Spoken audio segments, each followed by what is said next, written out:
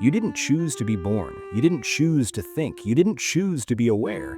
Yet here you are, trapped inside your own head, forced to witness everything, forced to feel everything, forced to know that you're going to die. Every other creature on this planet gets to simply exist. A dog doesn't lie awake at 3 in the morning wondering if its life has meaning. A bird doesn't question whether its suffering serves a purpose. A tree doesn't contemplate its own death. But you? You're cursed with consciousness, cursed with the ability to see yourself, to judge yourself, to torture yourself with thoughts that never end, cursed with the awareness that makes you ask questions that have no answers. And the cruelest part? You never asked for any of this. Emil Cioran understood this better than anyone when he said that consciousness is the worst thing that ever happened to humanity, that it would have been better to never wake up at all, to never become aware, to stay in the darkness of non-existence, rather than be cursed with the light of awareness. Because once you're conscious, once you're aware, there's no going back. You can't unknow what you know. You can't unsee what you've seen. You're stuck with it forever. Right now, there's a voice in your head that never shuts up. Even when you're trying to sleep, it's there, running through tomorrow's problems. Even when you're trying to enjoy something, it's there, analyzing whether you're enjoying it correctly. Even when you're with someone you love, it's there, whispering doubts. That voice is your warden. You're doing life in solitary confinement with yourself. Think about the last time you tried to fall asleep but couldn't. Your body was exhausted, you needed rest, but consciousness wouldn't let you have it. It kept serving up thoughts, worries about work, replays of conversations from 5 years ago, anxieties about things that haven't happened and probably never will. You can't fire this voice, you can't block it, you can't report it for harassment. It has unlimited access to you 24 hours a day, and it uses that access to make sure you never have peace. A tree stands in a forest for 300 years and then falls. It doesn't spend those centuries wondering why it exists or whether it's living correctly. It just exists. Then it stops existing. No crisis, no dread, no midnight panic about the meaninglessness of being a tree. But you can't even eat breakfast without your consciousness turning it into an interrogation. Should you be eating this? Are you eating it too fast? Why do you always do this? What's wrong with you? Every simple act becomes a trial. Every moment of potential peace becomes another opportunity for consciousness to remind you that you're being watched by yourself. Always by yourself. And here's what makes it worse. You can't even experience something without simultaneously experiencing yourself experiencing it. You're at a concert and part of you is enjoying the music, but another part is watching you enjoy the music, analyzing whether you're enjoying it enough, wondering if you look stupid, comparing your enjoyment to everyone else's enjoyment. You're split in two, always divided, never whole. Sartre called this the look, the feeling of being observed. But the cruelest observer is the one inside your own skull. You are the subject and the object, the prisoner and the guard, the watched and the watcher. There's no privacy, even in your own mind, especially in your own mind. Every thought you have is observed by another thought. Every feeling is felt and then analyzed. Every experience is experienced and then judged. You can't just live, you can only watch yourself live, and consciousness makes sure the watching never stops. Here's what consciousness really gave you: the knowledge that you're going to die, combined with the inability to accept it. Every cell in your body is either dying or preparing to die. You're not going to die someday, you are dying right now, this second. As you process these words, you are closer to death than you were when you started reading them. And consciousness makes you know this. It whispers it during every good moment. When you're laughing with friends, there it is. One day this will be gone. When you're holding someone you love, they're temporary, you were temporary. This is already ending. Ernest Becker spent his life studying this and came to a simple conclusion. Everything humans do is an attempt to deny death. Every achievement, every relationship, every belief system, every goal, it's all just elaborate architecture hiding the fact that you're a piece of meat that's going to rot. Your career? Doesn't matter. You'll die and someone else will do your job. Your relationships? Doesn't matter. Everyone you love will die or watch you die. Your achievements? Doesn't matter. In 100 years, nobody will remember your name. Your suffering really doesn't matter. The universe will continue exactly as it was, completely indifferent to every moment of pain you endured. Consciousness has trapped you in a life where you know the ending, you know it's meaningless, and you still have to show up and pretend it matters. Imagine watching a movie where you've already seen the ending.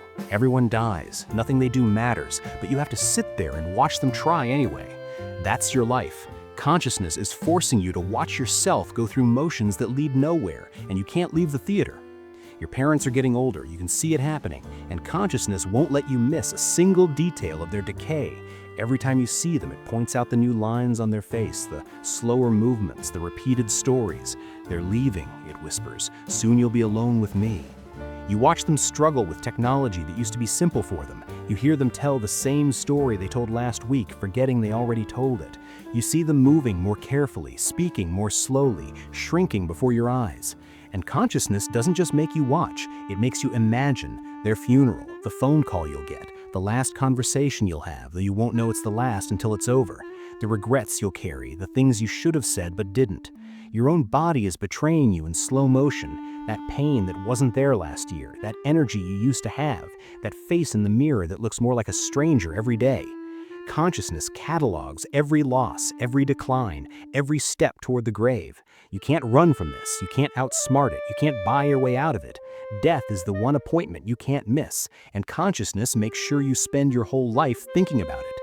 The young see an old person and think that won't be me, but consciousness knows better. It knows that's exactly what you'll be, if you're lucky, if you don't die sooner. And the worst part?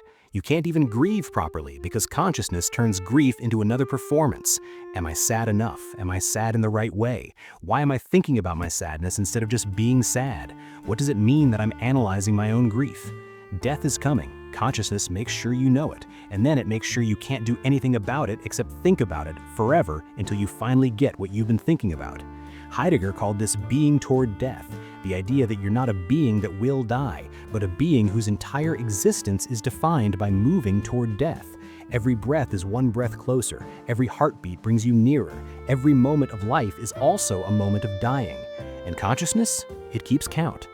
Consciousness didn't just give you awareness, it gave you the ability to ask questions that have no answers, and then cursed you to keep asking them until you die.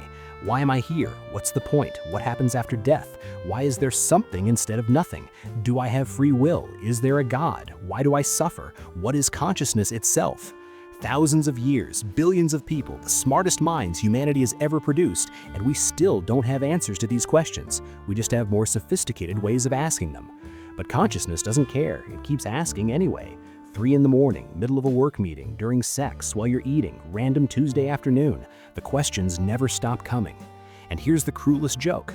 Consciousness might be asking questions about itself that it's fundamentally incapable of answering. Like an eye trying to see itself, like a knife trying to cut itself.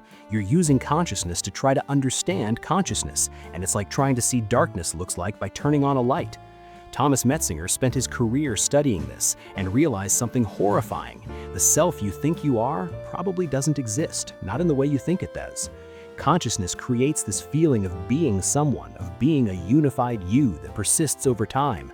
But when you actually look for this you can't find it. Try it right now. Find yourself, not your thoughts, not your body, not your memories. Find the actual you that's having these thoughts, that's in this body, that's remembering these memories. You can't, can you? There are thoughts but no thinker, experiences but no experiencer, awareness but nothing that's aware. Just this strange loop of consciousness examining itself and mistaking the examination for an examiner. So who are you? What are you? Where are you? You think you're you, but are you the you from 10 years ago? That person had different thoughts, different beliefs, different cells in their body. Are you the you from yesterday? That person had different memories than you have now. Are you the you from a second ago? That person is already gone, replaced by the you reading this word right now. Which you is the real you? The answer is none of them and all of them, and the question doesn't even make sense, but consciousness forces you to ask it anyway. You make a decision, any decision. Let's say you quit your job. Immediately, consciousness begins. Was that the right choice? What if it was wrong? Why did I do that? Was it really my choice, or was I just reacting to circumstances? Do I even have free will? If I don't have free will, then what am I? If my choices are predetermined by genetics and environment, then who is the I that feels like it's choosing? And if there is no I, then what is having these thoughts right now? Each question spawns 10 more questions. Each answer reveals it wasn't really an answer at all. You're not getting closer to understanding, you're getting lost in a maze that consciousness built and then locked you inside. But consciousness isn't satisfied with just philosophical questions. It creates personal ones too, ones that cut deeper because they're about you specifically. Why am I like this? Why can't I be different? Why do I keep making the same mistakes? Why don't people like me? What's wrong with me? Am I a good person? Do I deserve happiness? Why do I feel empty even when I have everything I wanted? What am I supposed to be doing with my life? These questions don't have answers either, but consciousness doesn't accept that. It keeps asking, keeps pushing, keeps demanding answers that don't exist. Camus called this the absurd, consciousness demanding meaning in a universe that offers none.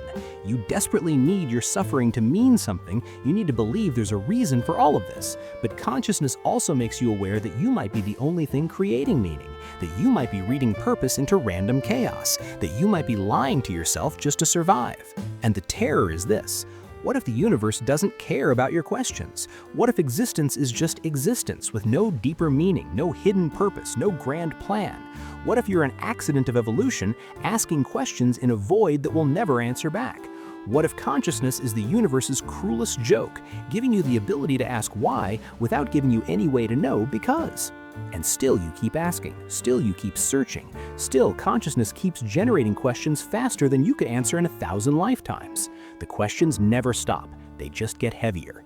You can leave your job, you can leave your city, you can leave your relationships, you can change your name, your appearance, your entire life, but you can't leave yourself. You are the one prison you'll never escape. You are the one cellmate you'll never be rid of. You are trapped with you every second of every day until you die. Travel to the other side of the world, you're still there. Get drunk, get high, get therapy. When it wears off, you're still there. Fall in love, find religion, achieve your dreams. Underneath it all, you're still there. And consciousness makes sure you never forget it. Make sure you're always aware of yourself, always watching yourself, always judging yourself. Dostoevsky knew this when he wrote about a man who can't escape his own head in Notes from the Underground, a man who's rotting in his own consciousness, trapped in endless self-analysis, unable to just exist without examining his existence. That's you. That's all of us. You do something embarrassing, say something stupid, make a mistake. For everyone else, it's forgotten by tomorrow. But you, consciousness will store that memory in perfect detail and replay it randomly for the rest of your life. You're lying in bed 10 years later, and suddenly there it is, that moment crystal clear, and consciousness forces you to relive the shame, the humiliation, the self-hatred again and again and again. Why did I do that? What's wrong with me? I'm such an idiot. Why can't I just be normal? You can't delete these memories. You can't escape them. They're part of you now, part of the consciousness you're trapped inside. But it gets darker. Consciousness doesn't just replay your embarrassing moments, it creates an entire narrative about who you are based on your worst moments. That time you failed, that time you hurt someone, that time you were weak. Consciousness takes those moments and builds a story. This is who you really are. Not the good moments, those are fake. These bad moments, this is the truth of you. And you believe it because consciousness is convincing, because it's inside you speaking with your own voice. And how can you argue with yourself? And it's not just memories, it's everything you are. Your personality, your flaws, your fears, your failures. You can't return yourself and get a different model, you're stuck with this one forever. If you're anxious, you're stuck in an anxious mind, having an anxious relationship with your own anxiety. And consciousness makes it worse by making you anxious about being anxious. Why am I like this? Other people don't feel this way. What's wrong with me? Why can't I just relax? If you're depressed, consciousness doesn't just let you be depressed, it makes you aware that you're depressed, which makes you feel pathetic, which makes you more depressed, which makes you more aware of being depressed, in an infinite spiral downward. If you're angry, consciousness judges you for being angry. Why am I so angry? This isn't who I want to be. I'm toxic. I'm broken. What's wrong with me? Every flaw becomes magnified. Every weakness becomes unbearable because consciousness won't let you look away. It forces you to see yourself, all of yourself, the parts you hate most, the parts you wish you could cut out and throw away. But you can't. They're you. You're stuck with them forever. You are your own abuser, your own bully, your own worst enemy, and you can never get away from any of it because consciousness binds you to yourself with chains that can't be broken. Sartre said hell is other people, but he was wrong. Other people you can leave, you can end relationships, you can move away, you can start over. But yourself? You're there when you wake up, you're there at every meal, you're there in every quiet moment, you're there in the mirror, you're there in every thought, you're there, always there, inescapably there. You can't even take a shower without consciousness following you in, can't drive without it in the passenger seat, can't go to sleep without it lying beside you, whispering. And here's what makes it unbearable. You know yourself too well. You know all your lies, all your excuses, all your rationalizations. You know the gap between who you pretend to be and who you actually are. You know what you think in private, what you fantasize about, what you're ashamed of. You can't fool yourself. Consciousness won't let you. It sees everything, knows everything, remembers everything. You're trapped with someone who knows all your secrets and uses them against you, and that someone is you. An animal doesn't compare itself to other animals. A wolf doesn't look at a stronger wolf and spend the night thinking, I'm a failure as a wolf. Why can't I be like him? What's wrong with me? But you? Consciousness won't give you rest. You see someone more successful and consciousness immediately attacks. Why don't you have what they have? You're the same age? What have you been doing with your life? You're so far behind. You're wasting everything. You see someone happier and consciousness whispers, see, other people can be happy, it's just you. Something is fundamentally broken in you. Everyone else figured out how to live except you. You see someone more attractive, more intelligent, more loved, more accomplished, and consciousness turns each observation into a knife. You're not enough. You'll never be enough. Look at what you're not. Look at what you'll never be. No matter what you achieve, consciousness finds someone who achieved more. No matter how happy you are, consciousness shows you someone who seems happier. No matter what you have, consciousness catalogs what you don't have. Schopenhauer explained this with brutal clarity. Humans have an endless will that can never be satisfied. You want something, you get it, for maybe a week, you're satisfied, then consciousness adjusts, and now that thing is normal and you need something else. You desperately want a promotion. You think, once I get that, everything will be different. That's when I'll finally be happy. You get it, you're happy for maybe 3 days, then consciousness adjusts the baseline, now the promotion is just your normal life, and consciousness starts asking, what's next? Why haven't you moved up more? Look at that person who's more senior than you. You're still not enough. The goalpost moves forever. You will never arrive because consciousness makes sure there's always somewhere else you should be, something else you should have, someone else you should be. But consciousness does something even crueler. It forces you to create meaning in a universe that might have none. You're in a relationship, you love this person, it feels real, it feels important, then consciousness intrudes. But is this just biology? Just evolution programming you to reproduce? Are these feelings real or just chemical reactions? And even if it's real, it's temporary. One of you will die first, and then it'll be like this never existed. You're working on something you care about, it feels meaningful, then consciousness asks, but why? Who will remember this? In 100 years, will this matter at all? In 1 billion years, the sun will consume the earth, so what's the point of any of this? Consciousness gives you the ability to create meaning, then immediately destroys every meaning you create. You're building sandcastles while consciousness stands beside you, reminding you that the tide is coming, that everything is temporary, that you're wasting your time on something that will be erased. Camus illustrated this with Sisyphus, a man condemned to push a boulder up a mountain only to watch it roll back down forever. That's consciousness. You create meaning, you build something, you convince yourself it matters, and consciousness says, does it though? Really? The boulder always rolls back down, the tide always comes in, the meaning you created always crumbles, and consciousness makes sure you watch it happen every single time. Eastern philosophy spent thousands of years trying to solve the problem of consciousness. Be present, they say. Live in the moment. Be here now. But consciousness makes this almost impossible. Right now, as you process these words, consciousness is simultaneously planning what you'll do later, remembering something from yesterday, judging whether this makes sense, wondering what time it is, thinking about something you need to do, noticing a physical sensation, hearing background noise, maintaining your sense of being you, worrying about something, regretting something. You cannot simply be here. Consciousness won't allow it. It's in 10 places at once: past, future, imaginary, hypothetical, everywhere except where you actually are. You're on vacation somewhere beautiful. You spent money to be there. You should be enjoying this. But consciousness ruins it. Am I enjoying this enough? This is costing me money every second. I should take a photo. Wait, am I experiencing this for me or so I can show others? Am I being authentic? What does authentic even mean?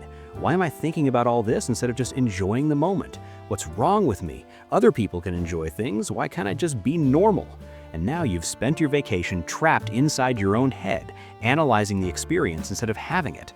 The Buddhists saw this. They saw that consciousness, that endless mental noise, was the source of all suffering, and they developed practices to quiet the mind, to achieve no mind. But here's the bitter truth. You can't use consciousness to escape consciousness. You can't think your way out of thinking. Trying to stop your thoughts is itself a thought. Trying to be present is itself a way of not being present. It's like trying to see your own eyes without a mirror, like trying to bite your own teeth. Consciousness cannot escape itself. It cannot turn off. It cannot rest. It is its own trap, and you are locked inside it. You meditate, you try to quiet your mind, and consciousness immediately starts commenting. Am I doing this right? Is my mind quiet yet? That's a thought, isn't it? Okay, stop thinking. Wait, telling myself to stop thinking is also thinking. Why is this so hard? Everyone else can do this. What's wrong with me? The more you try to escape consciousness, the more conscious you become of trying to escape. The trap tightens the more you struggle against it. But here's the worst part, the part that makes all of this unbearable. Consciousness is aware of itself. You're not just trapped in consciousness, you're trapped in consciousness that knows it's trapped. You're suffering from awareness that's aware of its own suffering. An animal in pain just experiences pain. But you experience pain, and then you experience yourself experiencing pain, and then you experience yourself experiencing pain in an infinite regression of self-awareness. You're not just sad, you know you're sad, and then you're sad about being sad, and then you're aware that you're sad about being sad. Each layer of consciousness adds another layer of suffering. You're not just going to die, you know you're going to die, and you know that you know. And you spend your entire life aware of this knowledge, unable to forget it, unable to escape it. Every moment of suffering is doubled, tripled, multiplied by consciousness observing itself suffer. You stub your toe, it hurts, but consciousness adds, why am I so clumsy? Why does this always happen to me? Why do I suffer? Why is there suffering at all? What's the point of a universe that contains pain? Physical pain becomes existential pain, becomes philosophical pain, becomes psychological pain. One stubbed toe becomes a meditation on the nature of suffering itself. And you can't turn it off. You can't dumb it down. You can't go back to simple, unconscious existence. You're cursed to be aware of your awareness, to think about your thinking, to watch yourself watching yourself, forever. Cioran wrote, "It is not worth the bother of killing yourself, since you always kill yourself too late." He meant that by the time you're conscious enough to consider ending consciousness, you've already been destroyed by it. The damage is already done. You've already spent years, decades trapped in your own head, tortured by your own awareness. We never chose this. We never asked to be conscious. We were thrown into existence, given this burden without warning or permission, and now we're stuck with it. Stuck being aware, stuck watching ourselves, stuck asking questions with no answers, stuck creating meaning in meaninglessness, stuck comparing ourselves to everyone else, stuck replaying our failures, stuck knowing we'll die, stuck unable to live in the present, stuck being conscious of our consciousness. Some people try to numb it through drugs, alcohol, endless distraction. Some try to transcend it through religion, meditation, philosophy. Some try to accept it, embracing the absurd, finding meaning in meaninglessness, laughing at the joke. But the curse remains, consciousness remains, the weight remains, the trap remains.